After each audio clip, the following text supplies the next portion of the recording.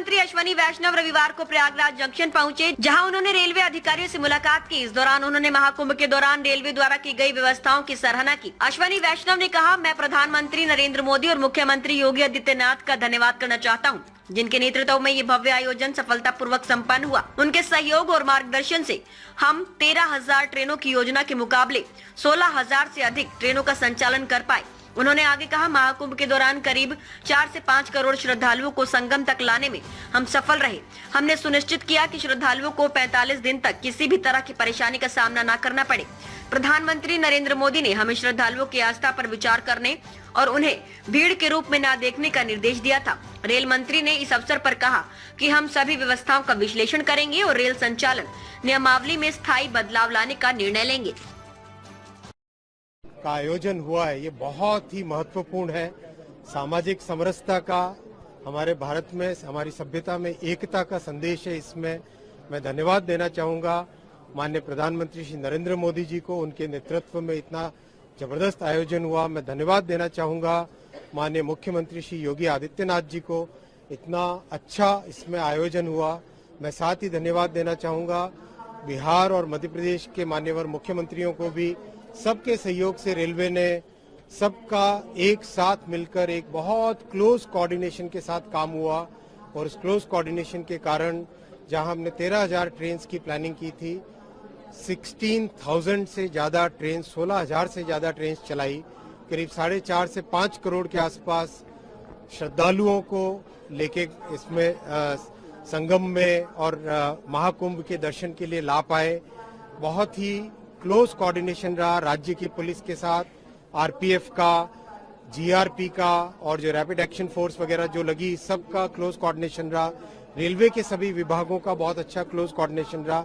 इस पूरे समागम में, इस पूरे महाआयोजन 45 दिनों में कोई एसेट, कभी कोई एक भी लोग को फेल नहीं हुआ, कहीं कोई एक भी दिक्कत नहीं आने दी। इस तरह की मेंटेनेंस की बहुत ध्यान रखा गया, और विशेष ध्यान रखा गया कि सब जगह श्रद्धालुओं को प्रधानमंत्री श्री नरेंद्र मोदी जी ने हमेशा हमको ये मार्गदर्शन दिया कि इसको आप क्राउड की तरह न समझें, श्रद्धालुओं की श्रद्धा को समझें, और श्रद्धालुओं की श्रद्धा और भक्ति में कैसे हम बढ़ा सकें, उनको कैसे सहयोग कर सकें, उस भावना के साथ काम करें। कई अच्छे इनोवेशंस हुए, जैसे खुसरो बाग का जो होल्डिंग एरिया बना, बहुत बड़ा इनोवेशन था। उसके कारण सर्ज क्राउड जब आया तो उसको मेंटेन करना आसान रहा।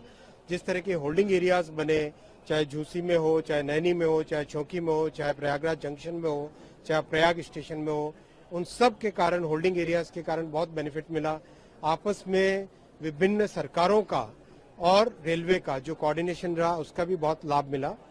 इस सबसे जो सीखने को मिला है, टीम पूरा उसका एक एनालिसिस भी करेगी, और किस तरह से रेलवे के जो ऑपरेशंस मैनुअल्स हैं उनके अंदर एक परमानेंट चेंज लाने के लिए भी व्यवस्था करेंगे, जिससे कि आज से जो लर्निंग आई है, इस महाकुंभ से जो लर्निंग आई है, उस लर्निंग को हम देश के हर जगह जहां पर भी क्राउड, जहां पर भी अचानक पैसेंजर्स का सर्ज आता है, उसको हम संभाल सके, उसको ढंग से मैनेज कर सके। सर, इसमें चुनौतियां क्या है और इसका इम्पैक्ट क्या आगे जाएगा? सबसे बड़ी चुनौतियों में एक विशेष ये था, आईएनएस आ जाओ, सबसे बड़ी चुनौतियों में एक सबसे बड़ी चुनौती ये थी कि किस तरह से जो श्रद्धालु रिटर्न जाने वाले हैं उनको इस तरह से कंट्रोल किया जाए, किस तरह से मैनेज किया जाए कि इस स्टेशन पे लाना है या किसी और स्टेशन पे ले जाना है। इस सब का विशेष ध्यान रखा गया, और इसका बहुत लाभ हुआ। जैसे मैंने बताया आपको, खुसरो बाग के होल्डिंग एरिया के बना देने से एक सिग्निफिकेंट इम्प्रूवमेंट आया। एफओबीज 12-12 मीटर के जो बनाए, उसका सिग्निफिकेंट इम्प्रूवमेंट आया।